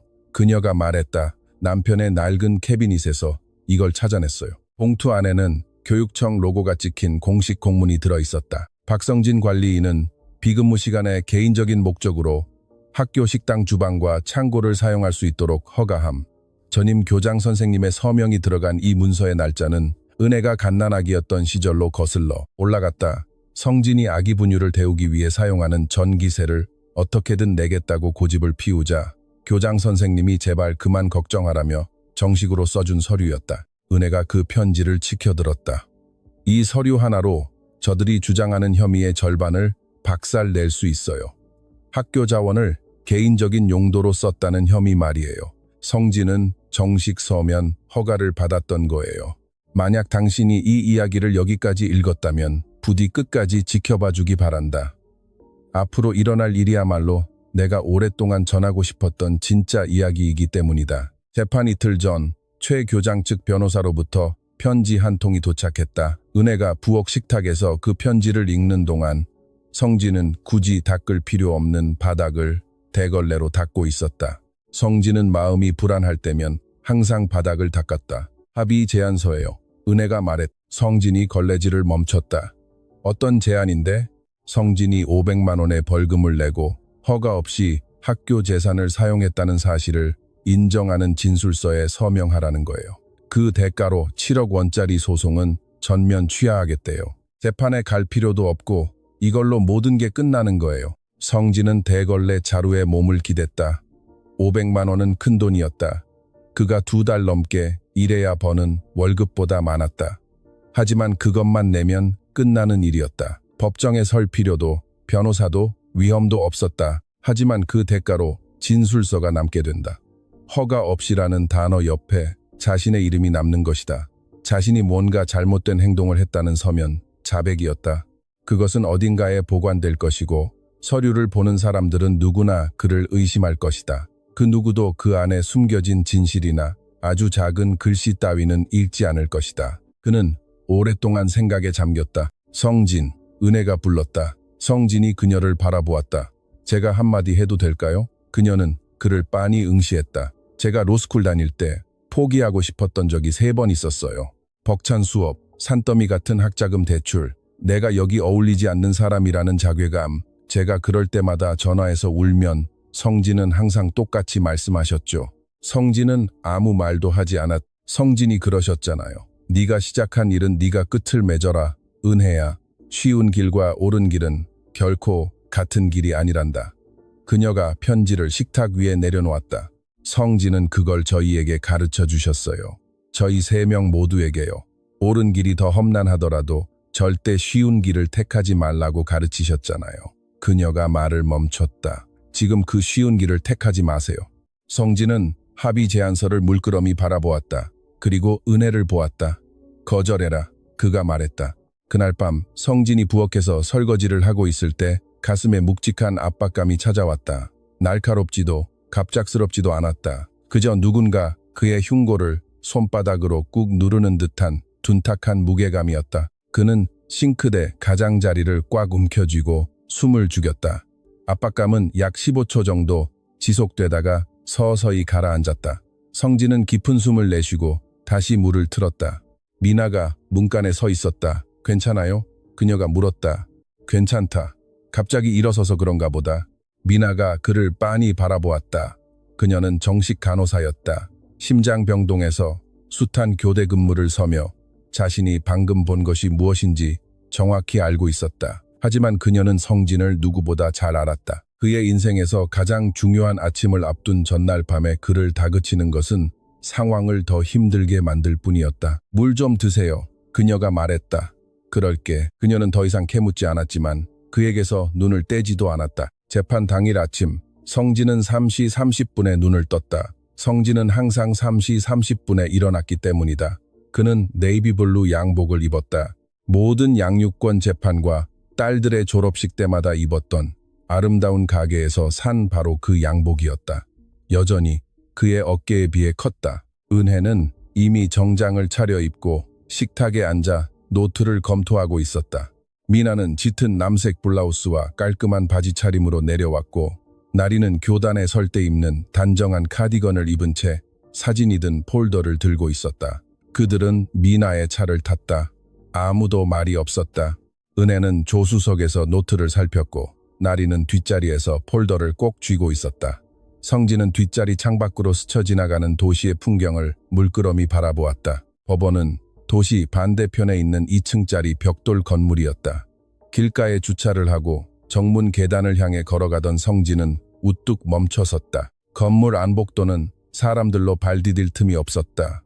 유리문을 통해 복도 양쪽 벽에 기대어 서거나 나무 벤치에 앉아있는 수많은 사람들이 보였다. 모두 그가 아는 얼굴들이었다. 편지를 써준 이웃 주민, 국밥집 식당 사장님, 학교 선생님들, 학부모들. 어느 토요일 오후 교회에서 성진이 무심코 스쳐 지나가며 듣고 고쳐주었던 새는 수도꼭지의 주인인 할머니. 성진이 비품을 정리하는 동안 비품실에서 나눗셈 숙제를 하던 아들을 둔 아버지. 전임 교장 선생님의 미망이는 손에 허가증을 쥔 채 법정 문 근처에 서 있었다. 성진은 정문 계단에 서서 유리를 통해 그들 모두를 바라보았다. 이 사람들이 다 여기서 뭘 하는 거니? 그가 물었다. 은혜가 성진의 팔에 손을 얹었다. 아저씨를 위해 온 거예요. 성진이 복도를 지나갈 때 사람들은 그를 붙잡지 않았다. 그저 그의 어깨에 가만히 손을 얹거나 고개를 끄덕이거나 우리가 함께 있습니다라고 속삭일 뿐이었다. 그는 이런 엄청난 관심에 어떻게 반응해야 할지 몰랐다. 그래서 그저 묵묵히 고개를 끄덕이며 걸음을 옮겼다.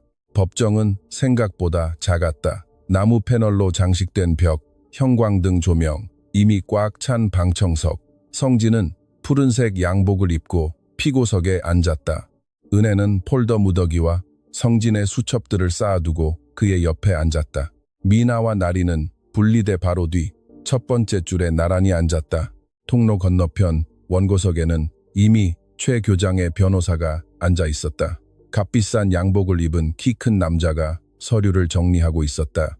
최 교장은 빳빳하게 다린 셔츠를 입고 두 손을 모은 채 그의 옆에 앉아 앞만 빤히 쳐다보고 있었다. 성진은 최 교장을 바라보았지만 그는 성진과 시선을 마주치지 않았다. 판사가 들어왔다. 방청객 전원이 기립했다. 성진이 일어설 때 무릎에서 우두둑 소리가 났고 은혜가 그를 힐끗 쳐다보았다. 난 괜찮다. 그가 속삭였다. 은빛 머리에 돋보기를 쓴 여성 판사가 자리에 앉아 서류를 열었다. 본건은 교육청이 박성진을 상대로 제기한 공금 유용 관련 민사소송입니다. 양측 변호인 준비되었습니까? 준비되었습니다. 존경하는 재판장님, 최 교장 측 변호사가 말했다. 은혜가 일어섰다. 준비되었습니다. 재판장님. 성진은 은혜를 바라보았다. 종이 상자 안에서 울고 있던 아기가 이제 어엿한 변호사가 되어 법정에 서 있었다. 성진의 목이 맺고 그는 자신의 투박한 손을 내려다보았다. 최 교장 측 변호사가 먼저 나섰다. 그의 이름은 중요하지 않았다. 중요한 것은 그가 만들어낸 이야기였다. 그는 판사 앞에 서서 웅변을 토했다. 20년에 걸친 구매 발주서, 성진의 이름으로 주문되었으나 단 한 번도 학교에 도달하지 않은 공구와 건축 자재들, 흔적도 없이 사라진 7억 원의 학교 자산.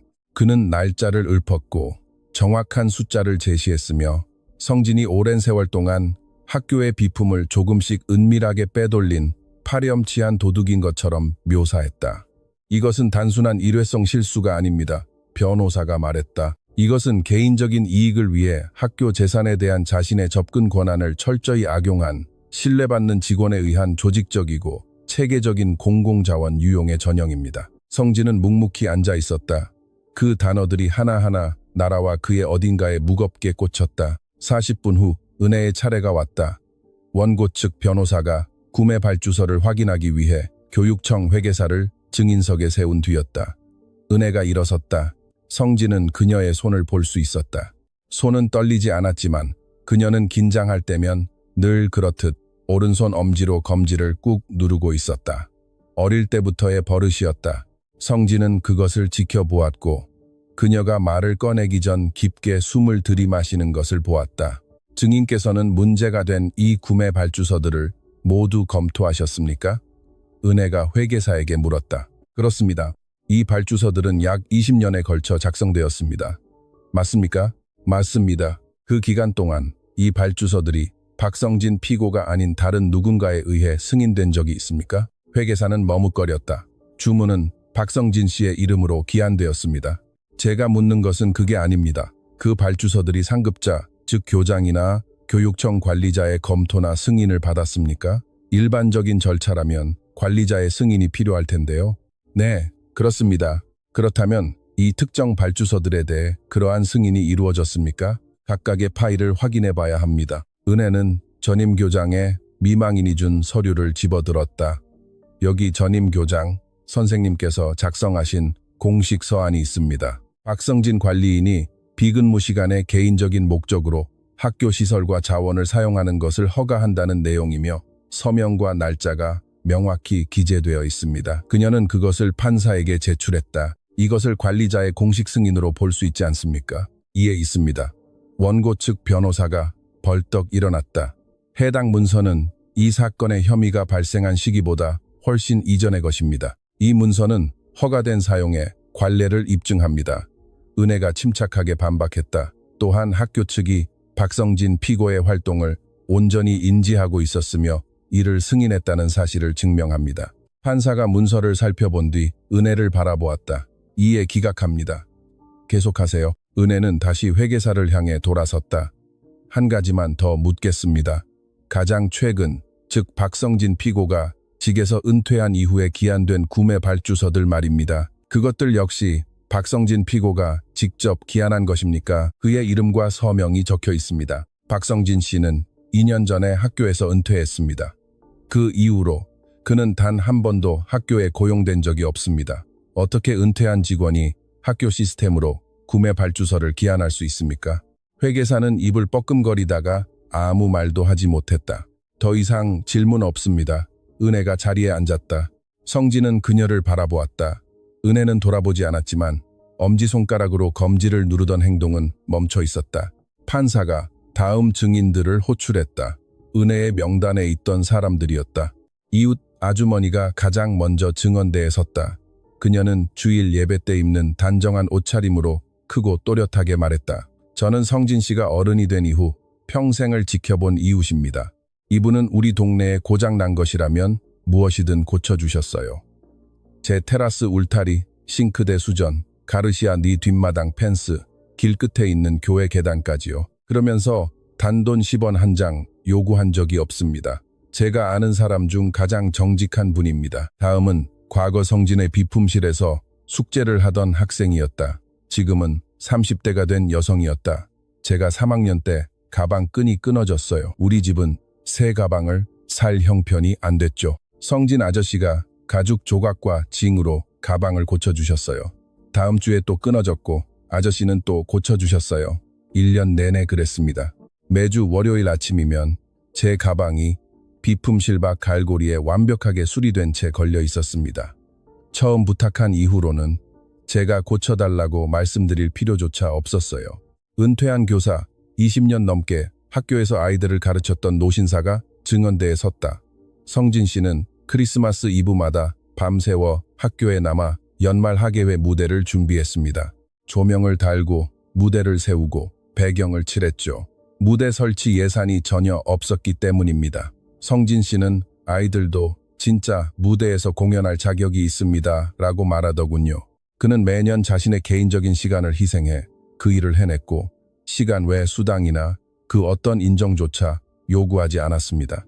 증언이 끝날 때마다 법정에는 고요함이 감돌았다. 드라마틱한 정적이 아니라 자신들이 이미 마음속으로 알고 있던 진실이 눈앞에서 확인되는 것을 목격한 사람들의 숙연한 침묵이었다. 그리고 은혜는 미나를 증언대로 불렀다. 미나는 걸어가 자리에 앉았다. 그녀는 침착했다. 병원 응급실에서 심각한 상황을 수없이 마주하며 차분함을 유지하는 법을 배운 터였다.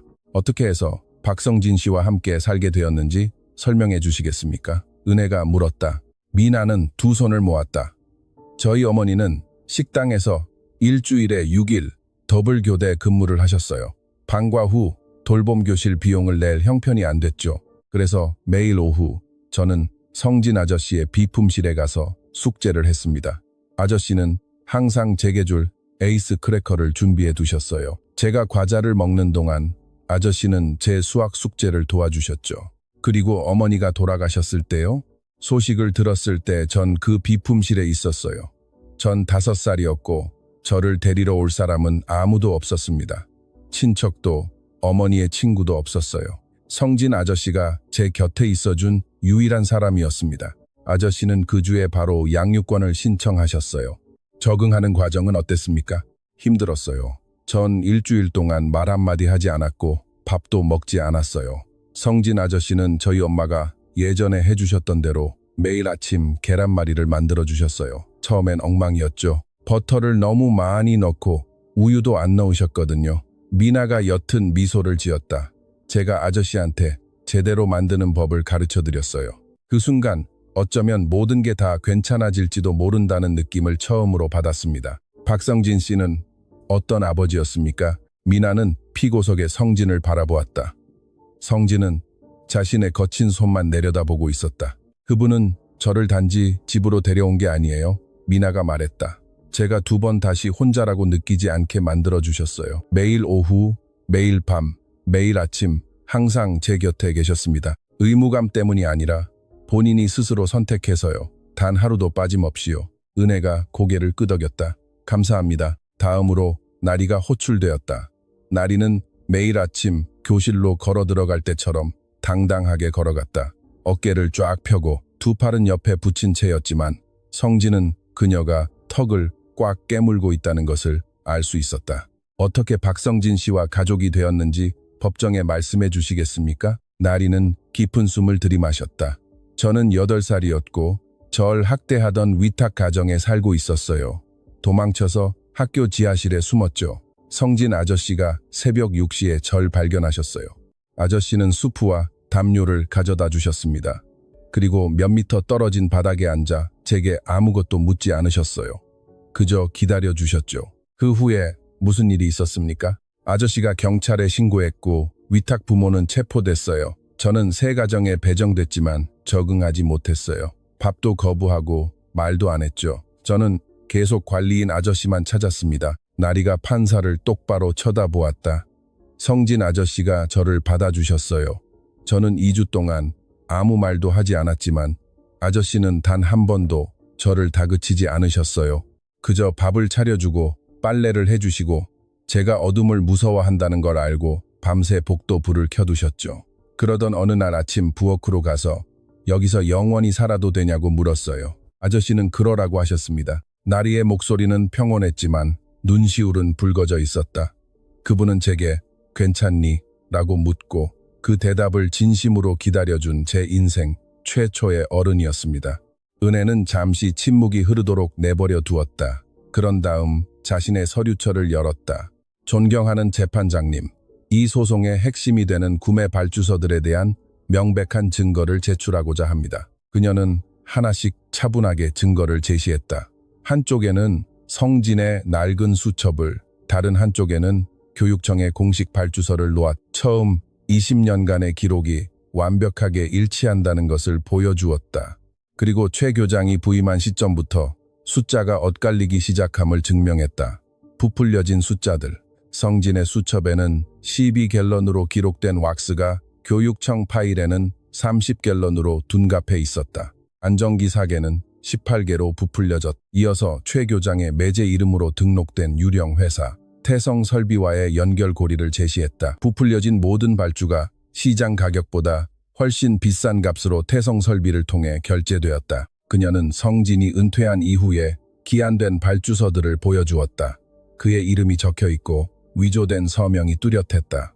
그리고 마지막으로 나리가 찍은 사진들을 법정에 띄웠다. 무너져 내리는 복도, 고장난 히터, 뻑뻑하게 굳어버린 비상구 문. 수천만 원의 유지보수 예산이 서류상으로 할당되고 지출되었지만 정작 학교 건물에는 단 1원도 쓰이지 않은 참담한 현실을 폭로했다. 여기 이 자리에 앉아있는 남자는 은혜가 성진을 가리키며 말했다. 지난 30년이 넘는 세월 동안 자신이 고친 모든 수리 내역과 주문한 모든 비품을 손으로 꼼꼼하게 기록했습니다. 그 기록은 철저하고 일관되며 검증 가능합니다. 그가 은퇴한 후 그의 이름으로 제출된 발주서들은 그의 것이 아닙니다. 서명 역시 위조된 것입니다. 학교에 단 한 번도 배달되지 않은 물품 대금을 받아 챙긴 회사는 다름 아닌 이 소송을 제기한 사람의 가족 소유입니다. 그녀는 잠시 말을 멈췄다. 공립학교 유지 보수에 쓰였어야 할 수천만 원의 돈, 우리 아이들이 고장난 히터와 금간 세면대, 열리지 않는 비상구문이 있는 교실에 앉아 떨어야 했던 그 시간 동안 그 돈은 이 소송을 건 남자의 주머니로 들어갔습니다. 은혜가 판사를 응시했다. 박성진 씨는 학교에서 아무것도 훔치지 않았습니다. 그는 오히려 이 학교가 무너지지 않도록 지탱해 주었습니다. 판사는 은혜를 바라보다가 고개를 숙인 채 메모만 끄적이고 있는 최 교장 측 변호사를 쳐다보았다. 박성진 피고, 판사가 불렀다. 마지막으로 할 말이 있습니까? 성진이 일어섰다. 은혜가 그의 팔을 살짝 만졌고 그는 그녀의 손을 한 번 토닥인 뒤 앞으로 걸어나갔다. 증언대에선 그는 법정 안을 둘러보았다. 수많은 얼굴들, 그와 함께 일했던 사람들, 그의 이웃들, 그가 망가진 무언가를 고쳐주었던 사람들, 그리고 맨 앞줄에 앉아 각기 다른 세 가지 이름으로 자신을 부르지만 그 의미는 모두 똑같은 사랑을 담고 있는 세 명의 딸들. 재판장님, 성진이 천천히 입을 열었다. 저는 변호사가 아닙니다. 그저 학교 관리인일 뿐입니다. 저는 30년 넘게 바닥을 닦고 파이프를 고치고 전구를 갈아 끼웠습니다. 그리고 저는 제 직업을 자랑스럽게 생각합니다. 그가 잠시 멈췄다. 법정은 숨소리조차 들리지 않을 만큼 고요했다. 저는 그 학교에서 단 하나도 훔치지 않았습니다. 제가 주문한 모든 물건은 건물을 위해 쓰였습니다. 제가 매일 기록을 남긴 이유는 제 일을 올바르게 해냈다는 것을 제 스스로 믿었기 때문입니다. 옳은 일을 했다면 그것을 증명할 수 있어야 하니까요. 그는 분리대 뒤 방청석 앞줄에 앉아있는 딸들을 바라보았다. 사람들은 종종 제게 묻습니다. 왜 제 형편에 감당하지도 못할 아이들을 셋이나 거두었냐고요. 사람들은 제가 돈도 공간도 시간도 없다고 했습니다. 네, 그 말은 모두 사실입니다. 전 그중 아무것도 가진 게 없었습니다. 그는 허리를 꼿꼿이 폈다. 하지만 아이를 키우는데 진짜 필요한 건 돈이 아닙니다. 필요한 건 그 자리에 있어주는 것입니다. 곁을 지켜주는 겁니다. 저는 제 딸들을 위해 매일 그 자리에 있었고 학교를 위해서도 매일 그 자리를 지켰습니다. 누가 묻더라도 저는 이 자리에서 당당히 말씀드릴 수 있습니다. 그는 증언대 난간을 꽉 움켜쥐었다. 손가락 관절이 하얗게 질렸고 전날 밤 느꼈던 가슴의 압박감이 다시 피어올랐다. 이번엔 훨씬 더 무거웠다. 그는 말을 멈췄다. 시야 가장자리가 흐릿해졌다. 목에서 맥박이 거칠게 뛰는 것이 느껴졌다. 3초, 5초, 7초. 성진은 난간을 잡은 손의 힘을 천천히 빼고 자세를 바로 고쳐 잡았다. 그는 눈을 2번 깜빡이고 판사를 바라보았다. 제가 드릴 말씀은 이게 전부입니다. 그가 피고석으로 돌아가 앉았다. 은혜가 날카로운 눈빛으로 그를 살폈다. 앞줄에 앉아있던 미나의 표정이 순식간에 굳어졌다. 그녀는 보았던 것이다. 방금 성진에게 무슨 일이 일어났는지 정확히 알고 있었다. 성진은 떨리는 손을 숨기기 위해 두 손을 무릎 위에 단정히 올려놓았다.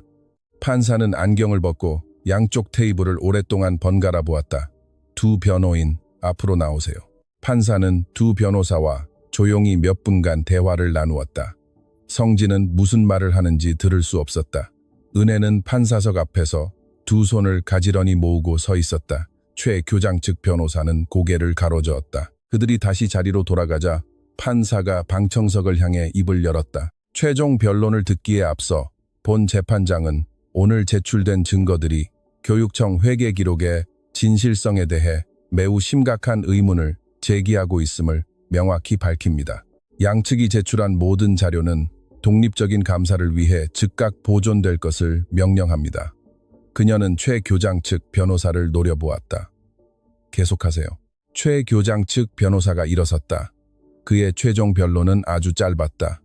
그는 구매 발주서, 번호와 금액, 횡령의 패턴 등 앞서 한 말을 앵무새처럼 되풀이했다. 위조된 서명, 태성 설비와의 커넥션, 나리의 사진에 대해서는 단 한마디도 반박하지 못했다.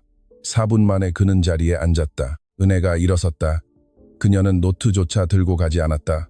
아침 내내 테이블 위에 올려두었지만 정작 결정적인 순간에는 그것을 남겨두고 맨몸으로 나섰다. 존경하는 재판장님, 은혜가 말했다. 아주 단순하게 말씀드리겠습니다. 제가 변호하는 이분은 평생을 아주 단순하게 살아오신 분이기 때문입니다. 저는 학교 관리인입니다. 저는 고장난 것들을 고칩니다.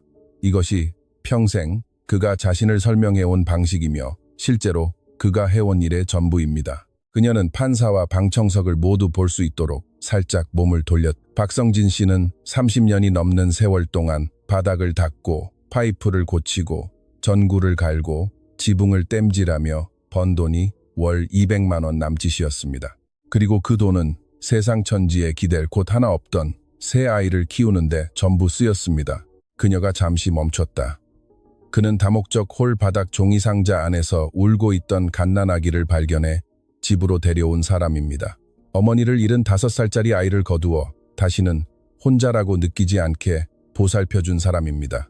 지하실에 숨어있던 팔에 흉터가 남은 8살짜리 아이를 발견하고 기꺼이 가족이 되어준 사람입니다. 그녀의 목소리는 떨림 없이 단호했다. 성진은 계속해서 자신의 손만 내려다보고 있었다. 박성진 씨는 교육청에서 7억 원을 훔치지 않았습니다. 아니, 훔칠 수도 없었습니다. 그는 평생 7억 원이라는 돈을 만져본 적도 없습니다. 그가 가진 거라곤 낡은 방 2칸짜리 집, 버스카드, 그리고 수첩이 꽉 들어찬 벽장뿐이었습니다. 그는 자신이 가진 모든 것을 온전히 내어주었습니다. 그의 마지막 일원, 그의 모든 시간, 주말마저도 복도에 페인트칠을 하고 히터를 고치고 예산에도 없는 아이들의 하계회 무대를 만드는데 쏟아부었습니다. 그녀는 테이블에서 성진의 수첩 중 하나를 집어들어 높이 치켜들었다. 이것은 34년간 이어진 정직한 노동의 기록입니다. 박성진 씨가 직접 쓴 모든 수리 내역, 비품 주문, 교체된 전구의 개수가 20년 동안 교육청 기록과 완벽하게 일치합니다. 그러다 새 교장이 부임하면서부터 이 숫자가 어긋나기 시작했습니다. 누군가 숫자를 조작했기 때문입니다. 그녀는 수첩을 내려놓았다.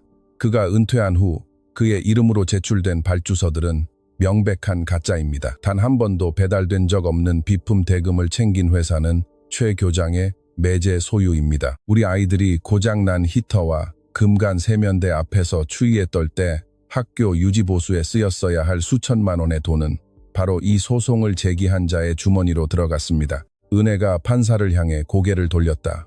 박성진 씨는 이 학교에서 아무것도 훔치지 않았습니다. 그는 학교에 자신이 가진 모든 것을 내어주었습니다. 우리에게 자신이 가진 모든 것을 바쳤습니다. 그녀의 목소리가 젖어들었다. 가진 것이 거의 없었음에도 그것은 항상 충분했습니다. 그녀가 자리에 앉았다. 성진은 책상 아래에서 은혜의 손을 찾아 한번 꼭 쥐어주었다. 법정에 정적이 흘렀다. 판사는 안경을 벗어 책상 위에 내려놓았다. 그녀는 눈앞의 서류들을 오랫동안 응시했다. 교육청, 박성진의 민사소송건에 대하여 판사가 마침내 입을 열었다. 본 법원은 원고의 청구를 전면 기각합니다. 성진은 미동도 하지 않았다. 판사가 말을 이었다. 추가로 본 법원은 지난 3회의 회계연도 동안 교육청 유지보수 계좌에 대한 즉각적이고 독립적인 감사를 명령합니다. 모든 구매 발주서, 업체 계약서, 결제 기록은 즉시 보존되어야 하며 14일 이내에 감사관에게 제출되어야 합니다. 판사는 최 교장 측 변호사를 매섭게 노려보며 덧붙였다. 본 법원은 공금과 관련된 그 어떤 재무비리 증거도 결코 가볍게 넘기지 않을 것입니다. 최 교장 측 변호사는 고개를 숙인 채 주섬주섬 서류를 챙겼다. 최 교장은 일어서서 양복 단추를 채우더니 아무 말 없이 법정을 빠져나갔다. 그는 성진을 보지 않았고 아무도 쳐다보지 않았다. 성진은 피고석에 앉아 책상의 나무결을 멍하니 바라보았다. 은혜가 다시 그의 손을 꽉 잡았다. 성진, 그녀가 속삭였다. 다 끝났어요. 우리가 이겼어요. 그는 고개를 끄덕였다. 무언가 말하려 입을 열었지만 목이 메어 소리가 나오지 않았다. 미나와 나리가 분리대를 넘어 달려왔다. 미나가 먼저 그를 부둥켜 안았고 그 다음 나리가 마지막으로 은혜가 그를 끌어안았다. 성진은 자신이 스스로를 지켜낸 바로 그 법정 한가운데에서 세 딸에게 둘러싸인 채 은혜의 머리 정수리에 얼굴을 묻고 한참을 서 있었다. 밖으로 나오자 복도는 여전히 사람들로 가득했다. 성진이 법정 문을 나서자 우레와 같은 박수가 쏟아졌다. 성진은 이런 상황이 너무 어색해서 어쩔 줄을 몰라 했고 은혜가 그의 등을 살짝 밀며 계속 걸어가게 해야 했. 이웃 아주머니가 그의 팔을 덥석 잡았다. 제가 뭘 했어요? 저 사람들이 결국 진실을 보게 될 거라고 했잖아요. 국밥집 사장님이 그의 손을 격렬하게 흔들었다. 이번 일요일엔 네 식구 모두 돈가스 공짜입니다. 무조건 오세요. 전임 교장 선생님의 미망이는 두 손으로 성진의 손을 꼭 쥐었을 뿐 아무 말도 하지 않았다. 굳이 말이 필요 없었다. 성진은 그가 세상을 살아온 방식 그대로 군중 속을 빠져나갔다. 조용하게, 겸손하게 고개를 살짝 숙인 채 쏟아지는 관심에 어쩔 줄 몰라 하며 법원 계단에 다다랐을 때 그는 멈춰서서 자신이 방금 나온 건물을 뒤돌아보았다. 살다 보니 그가 조용히 말했다. 내일 때문에 법정에 서는 날도 다 있구나. 은혜가 그 말을 들었다. 안에서 정말 잘하셨어요. 나는 한 게 아무것도 없어. 네가 다 했지. 네가 모든 걸 해냈다. 은혜야. 아니요. 성진이 오랜 시간 동안 해오신 일의 결과예요. 오늘 일은 그저 형식적인 확인 절차에 불과했어요. 일주일 후 최 교장은 무급 직위 해제 처분을 받았다. 교육청은 정식 조사를 발표했다. 한 달 후 실시된 감사 결과는 은혜가 법정에서 밝힌 내용을 정확히 입증했다. 수천만 원 규모의 부풀려진 발주 대금이 최 교장이 승인한 유령 회사로 빼돌려진 것이 확인되었다. 최 교장과 그의 매제는 지역 검찰에 의해 형사 고발되었다. 성진은 부엌 식탁에 앉아 뉴스를 통해 그 소식을 들었지만 별다른 말을 보태지 않았다. 재판이 끝난 다음 날 밤 10시 미나는 싱크대를 꽉 움켜쥐고 서 있는 성진을 발견했다. 언제부터 이랬어요? 미나가 물었다. 성진은 애써 모른 척하지 않았다. 그녀가 무슨 뜻으로 묻는지 잘 알고 있었다. 몇 달 전부터 가슴에 통증이 있다가 없다가 하더구나. 그가 몸을 돌렸다. 미나는 팔짱을 낀 채 단호한 간호사의 표정으로 문간에 서 있었다. 어떤 핑계도 통하지 않을 표정이었다. 몇 번이나요? 4번, 아니 아마 5번. 지속 시간은요? 10초에서 15초 정도. 날카로운 통증은 아니고 그냥 무겁게 짓누르는 느낌이야. 가끔 숨이 차고 어지러울 때도 있었지. 한 번 정도. 미나는 잠시 천장을 응시하더니 그를 노려보았다. 당장 내일 병원 가실 거예요. 내일은? 성진이 조리대에 기대며 말했다. 너희들이 나 때문에 걱정하는 게 싫구나. 너희들도 충분히 바쁘게 살잖니. 미나는 부엌을 가로질러와 그의 앞에 바짝 섰다. 그녀는 이제 27살의 정식 간호사였고 성진의 걱정스러운 전화 한 통에 4시간을 쉬지 않고 운전에 달려오는 딸이었다. 그녀가 성진의 눈을 똑바로 쳐다보며 말했다. 저희 인생은 아빠가 저희를 걱정하면서부터 제대로 시작됐어요. 아빠가 아기 상자를 거두고 5살짜리를 입양하고 수프와 담요를 들고 지하실로 내려갈 만큼 저희를 걱정했기 때문에 우리가 지금 여기 살아있는 거라고요. 아빤 매일같이 우릴 걱정하시잖아요. 그러니까 이제 와서 저희더러 아빠 걱정하지 말라는 말씀은 하지 마세요. 성진은 그녀를 바라보다가 시선을 바닥으로 떨구었다. 내일 아침 9시 병원 예약해다오. 미나가 운전을 했고 은혜는 대기실에 앉아 있었다. 첫 수업을 마친 날이도 합류했다. 의사는 심전도, 혈액검사, 부하검사를 진행했고 오후 늦게 결과를 들고 왔다. 경미한 협심증입니다. 의사가 말했다. 약물치료와 생활습관 교정으로 충분히 관리할 수 있습니다. 경과를 지켜봐야겠지만 치료 가능한 수준입니다. 더 일찍 오셨어야 했어요. 제가 좀 바빴습니다. 성진이 대답했다. 의사는 진료실 벽을 따라 일렬로 앉아있는 세 딸을 보며 물었다. 무엇 때문에 그렇게 바쁘셨습니까? 고집 부리느라 바쁘셨죠. 미나가 톡 쏘아붙였다. 성진은 처방전을 받았다. 정기검진을 받으러 오겠다고, 약도 잘 챙겨 먹겠다고 약속했다. 차에 도착하자 은혜가 요일별로 칸이 나뉜 일주일치 알약 정리함을 그에게 건넸다. 이건 어디서 났니? 성진이 물었다. 지난주에 미리 사뒀어요. 왠지 느낌이 왔거든요. 3개월 후 학교 리모델링 공사가 시작되었다. 감사 결과 횡령된 자금이 전액 환수되었고 교육청은 그 돈을 원래 쓰였어야 할 학교 보수 예산으로 재배정했다. 업자들이 들어와 새로운 난방 시스템을 설치하고 페인트를 새로 칠하고 바닥을 고치고 파이프를 수리했다. 11월부터 히터가 고장났던 나리의 교실도 수리되었다. 겨울이 시작된 이래 처음으로 나리는 따뜻한 교실에서 아이들을 가르칠 수 있었다. 은혜는 대형 로펌의 면접을 취소하고 동네로 돌아왔다. 변호사를 선임할 돈이 없는 사람들을 위한 무료 법률 구조 공단에 취직했다. 그녀는 일요일 밤마다 성진에게 전화를 걸었다. 약은 잘 드시고 계시죠? 그녀가 물었다. 다 먹고 있다. 은혜야, 하나도 안 빼놓고 하루 세끼도 다 챙겨 드시고요. 그럼. 미나는 2주에 한 번씩 집에 들렀다. 그녀는 성진의 혈압을 재고 알약 정리함에 해당 요일칸이 제대로 비워져 있는지 확인한 뒤 부엌 식탁에 앉아 별말 없이 1시간 동안 함께 커피를 마셨다. 성진은 그 아침 시간을 가장 좋아했다. 봄이 오자 나리는 반 아이들을 데리고 성진을 방문했다. 20명의 3학년 아이들이 두 줄로 나란히 서서 새로 고쳐진 복도를 걸어왔고 나리는 비품실 앞에서 아이들을 멈춰 세웠다. 여기가 박성진 할아버지께서 일하시던 곳이란다. 나리가 아이들에게 설명했다. 할아버지가 이 건물 전체를 돌봐주셨지. 맨 앞줄에 서 있던 남자아이가 성진을 올려다보았다. 진짜 여기서 사셨어요? 여기서 살지는 않았단다. 성진이 대답했다. 하지만 대부분의 사람들이 자기 집에서 보내는 시간보다 더 많은 시간을 여기서 보냈지. 우리 엄마가 그러는데 할아버지가 영웅이래요. 성진이 나리를 쳐다보자 나리가 활짝 웃었다. 나는 그저 관리인이란다. 고장난 걸 고치는 사람이지. 6월 학교 운영위원회에서 기념식이 열렸다.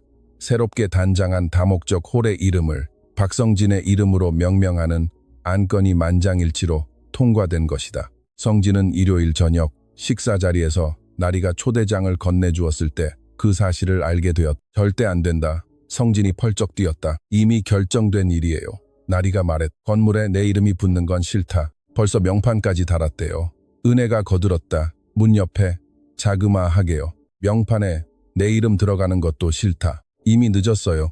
미나가 쐐기를 박았다. 다 만들어버렸거든요. 기념식은 토요일 아침에 열렸다. 성진은 변함없이 푸른색 양복을 입었다. 다목적 홀은 사람들로 가득 찼다. 바닥은 사포질을 거쳐 매끄럽게 복원되었고 균열은 메워지고 윤기가 흘렀다. 새로운 조명과 벽에 새로 칠해진 페인트. 그리고 주 출입구 옆에는 두꺼운 양장 본체 크기만 한 황동 명판이 걸려 있었다. 박성진 다목적 홀.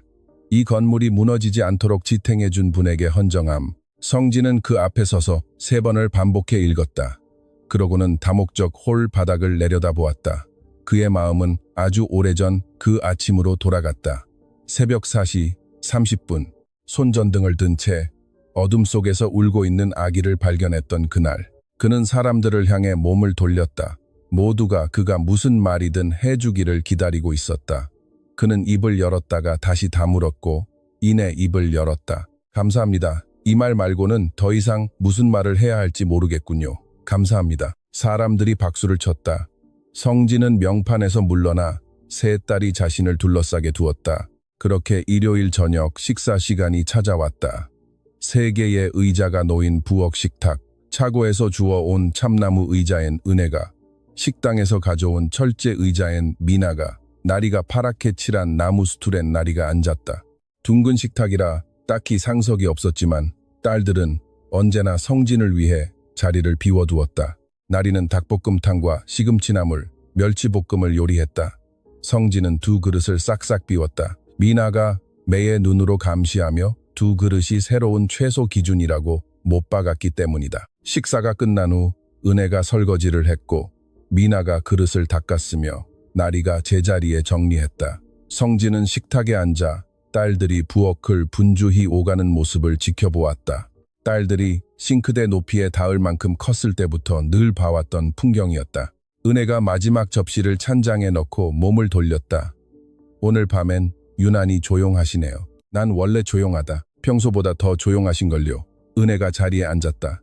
무슨 생각하세요? 성진은 3개의 의자를 물끄러미 바라보았다. 차고에서 온 참나무 의자, 식당에서 온 철제 의자, 12살의 나리가 칠했던 파란 스툴. 너무나도 빨리 지나가 버린 세월 속에서 그가 하나씩 주워 모았던 3개의 의자. 그는 은혜를, 미나를, 그리고 나리를 차례대로 바라보았다. 그냥 이런 생각이 들더구나. 그가 말했다. 결국 모든 게 다 잘 풀렸다고. 은혜가 부드럽게 미소 지었다. 미나는 커피잔을 내려다보며 희미하게 웃었다. 나리가 식탁 너머로 손을 뻗어 성진의 굵은 손 위에 자신의 손을 포겠다. 네 사람은 한동안 그렇게 앉아 있었다. 아무도 말하지 않았다. 머리 위에서 부엌 형광등이 은은하게 웅웅거렸다. 성진이 마침내 갈아 끼운 바로 그 안정기였다. 창밖으로 길 끝에 자리 잡은 학교는 고요한 어둠 속에 잠겨 있었다. 건물 안의 불은 모두 꺼져 있었지만 황동 명판 하나가 늦은 오후에 머금었던 마지막 햇살의 온기를 고스란히 간직하고 있었다.